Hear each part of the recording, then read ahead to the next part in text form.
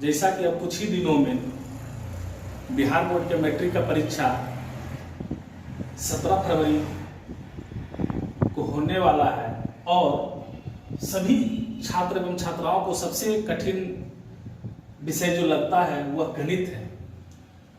तो आज हम इस गणित विषय के लगभग सभी अध्यायों पर कुछ न कुछ जो बहुत ही इंपॉर्टेंट है, वेरी वेरी इंपॉर्टेंट, जो कि सिर्फ आपको एक शब्द याद रखने से आपको एक नंबर आसानी से प्राप्त हो सकता है, उस पर आज हम लोग विस्तृत रूप से डिफाइन करके उसको चर्चा करेंगे और समझेंगे। चलिए तो वीडियो शुरू करते हैं और सभी छात्रों से नम्र निवेदन है कि वीडियो को लाइक, शेयर और सब्सक्राइब जरूर से जरूर करें ताकि मेरा हौसला इसी तरह से बढ़ते रहे और आप लोग के लिए नित्य दिन प्रतिदिन नया से नया वीडियो जो कि आप लोग के लिए बहुत ही उपयोगी हो लाता रहूं। धन्यवाद। देखिए क्लास 10 के मैथ का सबसे इंपॉर्टेंट जो कुछ क्वेश्चंस है जो कि सिर्फ आपको देखने से प्राप्त हो सकता है कि प्रायिकता का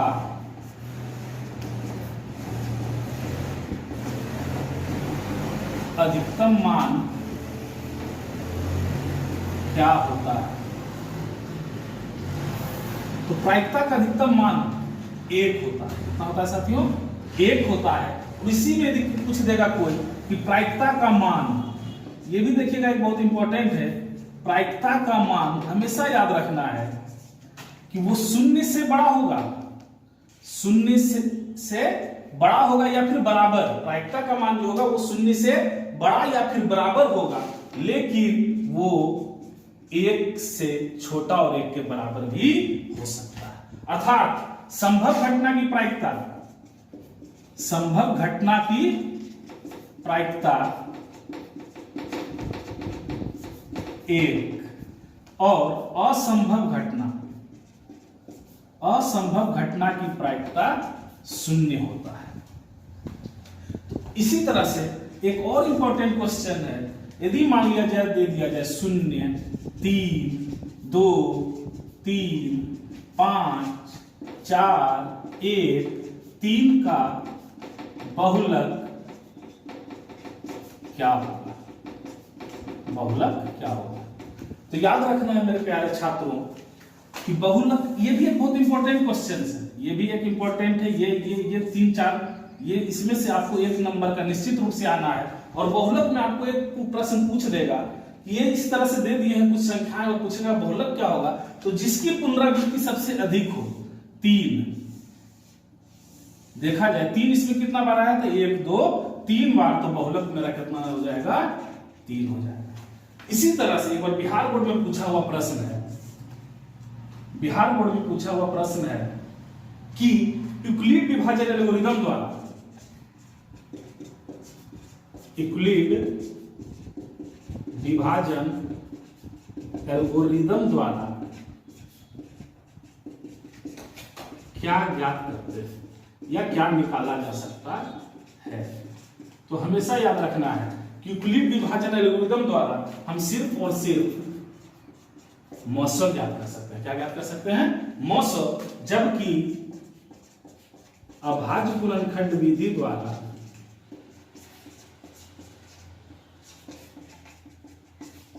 लोसो और मोसो दोनों निकाला जा सकता है।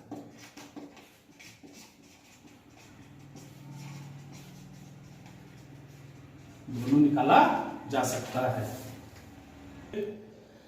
अगला प्रश्न है 3x² + 2x - 1 = 0 का विवेचक। ये भी बहुत इंपॉर्टेंट प्रश्न है, ये भी बहुत इंपॉर्टेंट प्रश्न है जिसमें बच्चों को पूछा जाता है विवेचक क्या होता है। कुछ नहीं है प्यारे बच्चों, इसमें विवेचक बराबर सूत्र होता है d बराबर b² - 4ac। d बराबर b² - 4ac। तब सवाल उठता है यहाँ जो x² का गुणांक है वो a बराबर मेरा 3 हो जाएगा, b बराबर मेरा 2 हो जाएगा और c बराबर मेरा 1 हो जाएगा। तो b की जगह हम लोग कितना रखेंगे? 2 का होल स्क्वायर -4। a का मान मेरा कितना है? 3 इंटू c का मान यहाँ देखिएगा -1 है तो यहाँ -1 लिखेंगे। 2 दूनी 4, माइनस गुने माइनस प्लस 4 तिया 12, 12 एकम 12, अर्थात इस d का मान मेरा कितना आ गया? 16 आंसर। कितना आया मेरा? 16 आंसर। हम लोग देखेंगे मूलों की प्रकृति, मूलों की प्रकृति। इसी प्रश्न में यदि हमसे पूछ दिया जाता 3x² + 2x - 1 = 0 के मूलों की प्रकृति क्या होगी, तो कुछ नहीं, यदि d का मान 0 से बड़ा है, पहला। दूसरा, यदि d का मान 0 के बराबर हो, या फिर तीसरा, d का मान 0 से छोटा हो। ये 3 स्थितियां आती है, और इन तीनों स्थिति में यदि किसी भी प्रश्न का यदि मूलों की प्रकृति पूछेगा, तो यदि d विवेचक का मान 0 से बड़ा है, तो मूल मेरा वास्तविक और असमान हो जाएगा, असमान होगा, अर्थात दोनों मूल अल्फा और बीटा मेरा अलग अलग होगा। इसी तरह से यदि d का मान, विवेचक का मान 0 के बराबर है, तो मूल मेरा हो जाएगा वास्तविक और समान, मतलब दोनों बराबर। ये जब d का मान 0 से छोटा हो, तो कोई भी मूल वास्तविक नहीं होगा।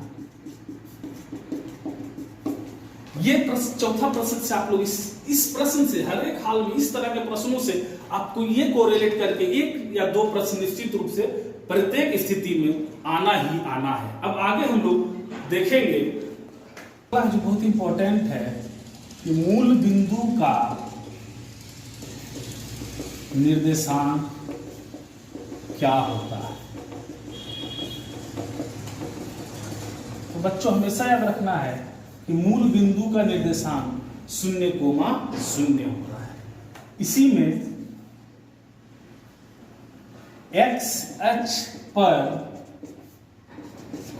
y नियामक क्या होगा,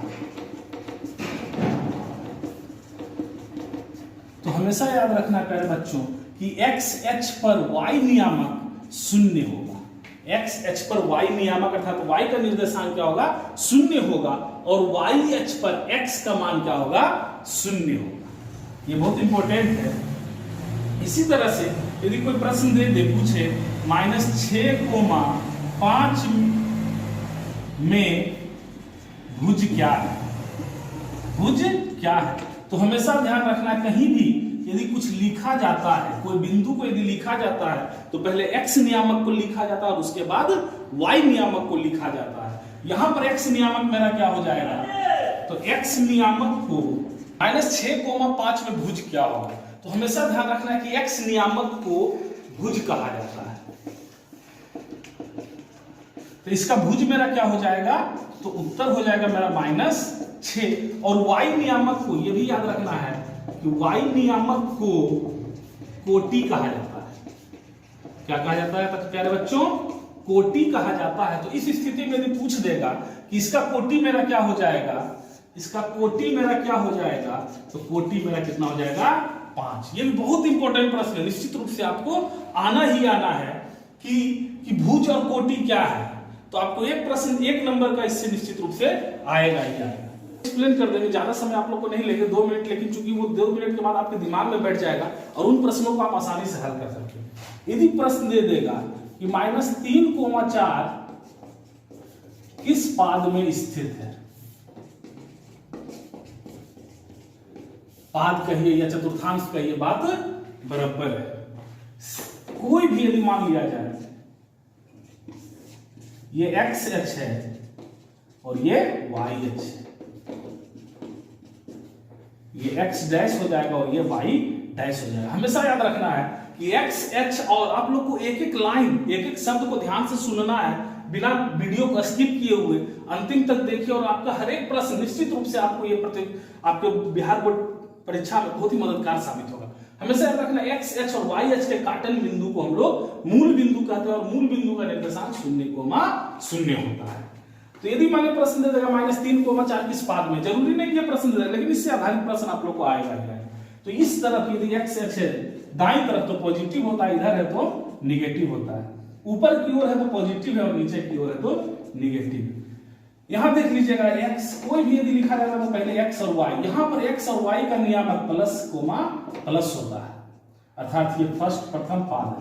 इधर यदि आ जाइए तो x माइनस और y प्लस है, तो ये मेरा सेकेंड है। इधर x भी माइनस और y भी माइनस है, तो ये मेरा क्या हो गया, थर्ड चतुर्थांश हो गया, तृतीय। और ये चतुर्थ चतुर्थांश में x का मान मेरा प्लस है और y मेरा क्या है, माइनस है। अर्थात अब इस प्रश्न को यदि देखा जाए, इस तरह का प्रश्न रहेगा तो हम लोग को कुछ नहीं देखना है, सिर्फ चिन्ह देखना है। क्या देखना है? चिन्ह देखना है। तो यहां देखेंगे कि मेरा दोनों चिन्ह में माइनस में, तो किस चतुर्थांश में हो जाएगा? तो मेरा तृतीय में हो जाएगा। किस में हो जाएगा? तृतीय चतुर्थांश में। यहां तक प्यारे बच्चों हमको लगता है समझने में आप लोग किसी प्रकार की कोई कठिनाई नहीं होगी। हम कुछ इसी और प्रश्नों को देखते हैं। तो वृत्त के केंद्र पर, जो कि बहुत इंपॉर्टेंट और छोटा है, जो कि ऑब्जेक्टिव है और वो बहुत इंपॉर्टेंट है, जो कि सिर्फ आपको आंसर याद रहेगा तो आपको आसानी से 1 नंबर प्राप्त हो जाएगा। कि वृत्त के केंद्र पर, मान लेते हैं ये वृत्त और इसका केंद्र ये है, तो इस केंद्र पर कितने डिग्री का कोण बन सकता है? तो प्यारे बच्चों 360 डिग्री का कोण बन सकता है। इसी तरह से समद्विबाहु त्रिभुज की तीनों भुजाओं के मध्य बिंदुओं को मिलाने से बना त्रिभुज कैसा होगा? तो वो समद्विबाहु त्रिभुज होगा। कैसा त्रिभुज होगा प्यारे बच्चों? समद्विबाहु त्रिभुज होगा। क्योंकि यदि ये समद्विबाहु त्रिभुज है, यदि ये समद्विबाहु त्रिभुज है और इसके हम तीनों मध्य बिंदुओं को मिला देंगे तो वो पुनः क्या है? तो समद्विबाहु त्रिभुज ही बनेगा। एक और बहुत इंपॉर्टेंट क्वेश्चन है कि बाह्य बिंदु से, मान लेते हैं ये वृत्त है, ये मान लिया जाए वृत्त है, वृत्त के किसी बाह्य बिंदु से खींची गई स्पर्श रेखाओं की लंबाइयां, तो खींची गई स्पर्श रेखाओं की लंबाइयां हमेशा याद रखना है कि बराबर होता है। क्या होता है? यदि इसका मान 5 सेंटीमीटर होगा तो इस स्पर्श रेखा का भी मान कितना होगा? 5 सेंटीमीटर ही होगा। एक घन के कोरों की संख्या कितनी होगी? यदि ये कोई घन है तो उसे पूछ दे कि कुल कोर कितने होंगे, तो हम इसका उत्तर हो जाएगा 12। एक घन में अधिकतम कितने कोर होते हैं? तो 12 कोर होते हैं। इसी तरह से हम लोग कुछ समय पहले ये ई क्या है? तो प्रायिकता है। ई क्या है? प्रायिकता। यदि ई कोई घटना हो तो पीई और पीई डैश अर्थात घटना के होने और नहीं होने के मानों का कुल योगफल कितना होगा? तो वो हमेशा 1 होगा। घटना के घटने और नहीं घटने के मानों का योगफल कितना होता है? तो 1 होता है। कभी कभी बहुत आसान से इस तरह का प्रश्न पूछ देता है। हो सकता है आपसे पूछ देगा कि घनाभ का आयतन बराबर क्या सूत्र होगा। हो सकता है आपसे पूछ देगा कि शंकु का आयतन बराबर क्या सूत्र होगा। हो सकता है पूछ देगा कि बेलन के वक्र क्षेत्रफल बराबर क्या सूत्र होगा। इस तरह का एक प्रश्न आपको ऑब्जेक्टिव में निश्चित रूप से आएगा ही आएगा। यदि r वृत्त की त्रिज्या हो तो वृत्त का क्षेत्रफल, ये सिर्फ आपको थोड़ा सा घुमाने के लिए देता है कि बच्चे कंफ्यूज हो, लेकिन कंफ्यूज नहीं होना। हम लोग को वृत्त का क्षेत्रफल देखना और त्रिज्या को हम लोग r मानते ही मानते हैं। तो ये उत्तर मेरा क्या हो जाएगा? पाई r स्क्वायर। ये भी बहुत इंपॉर्टेंट है कि माध्यक का 3 गुना और माध्य के 2 गुना का अंतर क्या कहलाता है? तो हमेशा याद रखना है कि वो बहुलक कहलाता है। यदि किसी माध्यक का 3 गुना हो और माध्य का 2 गुना का अंतर पूछ रहा था, घटाव पूछ रहा है, तो वो मेरा क्या होगा? तो बहुलक ही कहलाता है।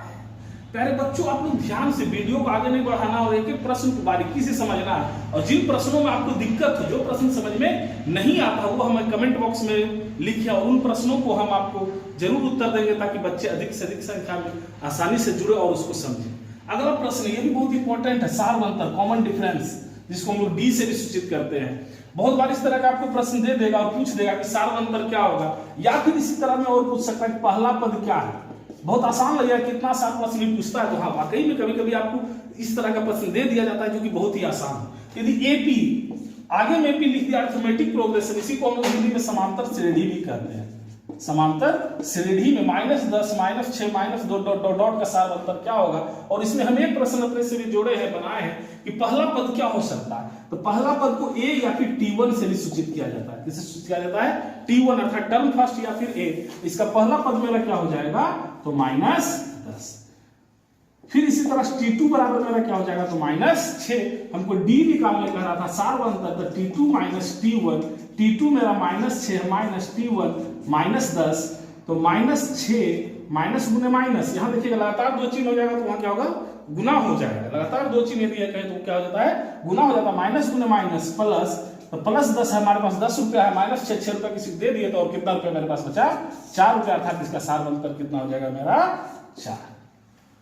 प्यारे बच्चों, आज हमने इसमें देखा 15 प्रश्नों को, और इससे 15 प्रश्न नहीं है, इस तरह से आप यदि समझिए तो ये 30, 35, 40 प्रश्न है, जो कि हर एक प्रश्न से एक नया प्रश्न इजाद हो रहा है, उसको हम लोग समझ रहे हैं। तो ये प्रथम भाग में हम लोगों ने 15 प्रश्न को विस्तृत रूप से देखा है। और इस अगला वीडियो जो होगा त्रिकोणमिति पर होगा, क्योंकि त्रिकोणमिति से भी ऑब्जेक्टिव 5 से 8 नंबर का जरूर से जरूर आता है। तो प्यारे बच्चों, आप लोग वीडियो को अधिक से अधिक लाइक करें, शेयर करें और सब्सक्राइब करें। जो भी आप लोग को कठिनाइयां परेशानियां होती है वो कमेंट बॉक्स में करके हमें बताएं। धन्यवाद।